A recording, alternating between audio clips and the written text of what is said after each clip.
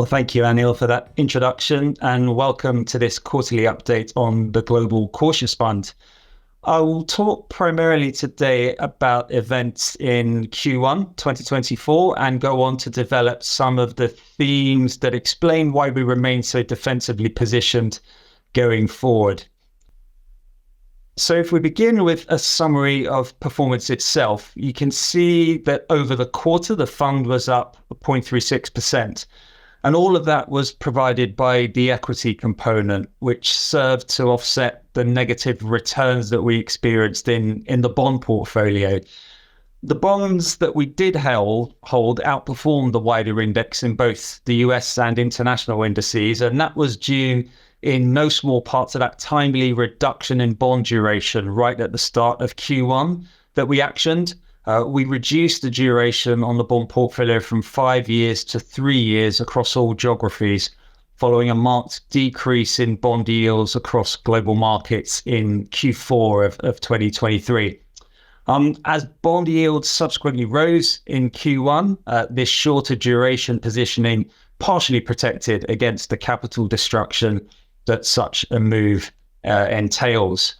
But there was no doubting that equities were the star of the show, with international markets up nearly 6% and US equities up a huge 10+% in the quarter. Again, tech stocks led the way in the US, and that growth-led surge meant that with our own particular emphasis on quality and value stocks, the fund's equity performance, although it was strong in absolute terms, it didn't quite keep up with the respective equity indices. And the strength of equity markets was really emphasized by the fact that it was actually the second quarter in a row when US equities had been up 10% plus. And the Japanese market also reached an all-time high for the first time since 1989. So when you've got the two largest global equity markets in the world firing to that extent, it causes us to reflect on quite why exuberance was so plentiful and what, if anything, the market could be missing. So the next slide shows the 12-month performance, and I won't dwell on that, but we've included it for the completeness of record. And it's clear to see over this time period as well that the primacy of equities holds. So there's definitely overlap between the comments that pertain to both periods. And that really is the key to our current positioning. The protracted strength in equities makes us cautious going forward, as you can see on slide 4. Hence our positioning with 20% in equities and the bulk of the portfolio in low duration government bonds. A key point here is that whenever valuations are full or rich or extreme, potential bumps in the road can have an exaggerated effect on market movements. And so what I wanted to explore next are some of the potential pitfalls that these two major equity markets, the US and Japan, will have to digest going forward that might result in sustainable valuation levels being reassessed in the marketplace. And the first such potential speed bump in the road is that during the quarter, expectations for rate cuts were considerably delayed. There are fewer Fed rate cuts now expected in 2024 than at the beginning of the year. And that means rates are forecast to stay higher for longer. The market moved from 6 to 3 predicted rate cuts in 2024 over the course of the last 3 months. So quite a dramatic move in those terms. Why is that? Well, it looks like inflation might be stickier than we originally thought. It makes sense to us when you consider the long-term effects of things like demographics. Namely, China is no longer the expanding cheap workforce that it has been for most of the first 2 decades of this century. You can look to deglobalization. There's a suspicion between major powers that has meant that supply chains, they're increasingly being reconfigured to prioritize security of supply rather than cost optimization. And we've seen that particularly in the semiconductor chip industry with recent investment decisions in the US and Europe. And decarbonization, that energy transition is not going to be cheap to enact. And all of these factors point to higher inflation than we've been used to in the pre-COVID years. And that means higher rates, and the higher rates present risks for equity market evaluations. So that's one factor to keep in mind going forward. Aside from, if we turn to Japan, aside from the record level of the Japanese Nikkei 225, the other notable development in Japan was that in the first quarter, the Bank of Japan raised their target interest rate for the first time in nearly 18 years. And that took rates into positive territory for the first time since 2016. And one of the key drivers of that has been the emergence of positive wage inflation in Japan. And that's what's shown here on slide 6, with bargaining agreements seeing 5% rises in the most recent round. And those are levels that are unheard of over the last 30 years. And at face value, that's a victory for Japan because it looks like it marks the end of the threat of deflation that hung over the economy for so long. But with this apparent victory comes risks. When you have a country that has a stock of public debt as big as Japan's is, which is the largest relative to GDP in the developed world, the cost of servicing that debt can quickly become troublesome, even if rates experience a modest rise. So a material increase in rates may well expose some of the structural flaws and consequently upset market sentiment.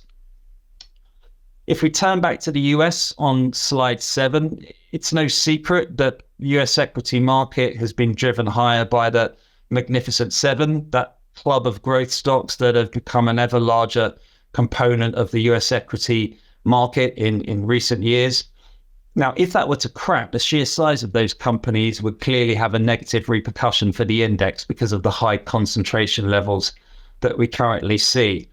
And what is interesting is that those Magnificent Seven stocks are no longer moving in unison. What you see on slide 7 is that over the last 6 months, Tesla and Apple have underperformed the market and even posted negative absolute returns as investors begin to question the pace of migration to electric vehicles and the speed of replacement cycles for iPhones. So it's worth noting that not all of that Mag 7 are all pure plays on artificial intelligence. And growth stocks generally do not like higher interest rates as a rule. They're long duration equities whose majority of profits are often skewed quite heavily into the distant future. So with rates seemingly set to stay higher for longer, it will be interesting to see exactly how resilient those Magnificent Seven valuations turn out to be. And one of the main arguments that seeks to justify that excitement surrounding artificial intelligence is the boost that it will provide to productivity as its uses are implemented more widely. And productivity, of course, is a key driver of trend economic growth, and any such boost would be widely welcomed by the market. But if we pause and look at the long-term picture of US labor productivity, as you can see on slide 8, we find a mixed picture at best. It's a very volatile series that ebbs and flows over time. And this is true despite a growing share of investment being deployed in software and investment technology for most of that period, as you can see here on slide 9. It leads us to think that if the vast cumulative investment in IT over the past half century has failed to consistently produce a recognized productivity boost, it at least suggests that the promise of AI should be questioned until proof of concept is firmly established. Any suggestion that AI was failing to deliver widespread real-world productivity gains would likely send those Magnificent Seven stocks that have led the US equity charge into reverse. We also note that fiscal support has been used to keep the US show on the road. And the US here is clearly in a privileged position of having the world's reserve currency. And that means they can push this policy harder than the most without negative implications for the dollar. But what we see here on slide 10 is that the current fiscal deficit levels are almost unheard of outside of wartime or recessionary or pandemic situations.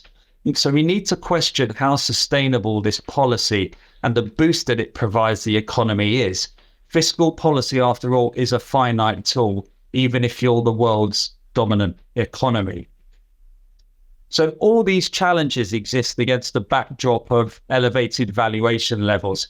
We could have shown any number of charts that tell this story, but here we show the Shiller PE, which suggests that multiples in the US market are high versus history, in the realm of levels seen during the TMT bubble or just before the 1929 Wall Street crash. And as we've already noted, when valuations are rich, disappointments can lead to exaggerated reversals. So the potential consequences of all these pitfalls are heightened by those starting valuations that markets find themselves in. And my final point is that the US dollar has been strong too.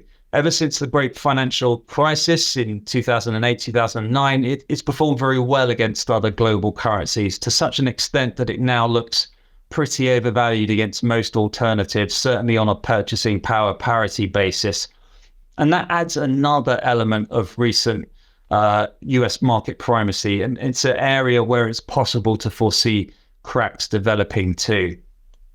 So in conclusion, the US equity market, despite its recent impressive performance, it does have vulnerabilities.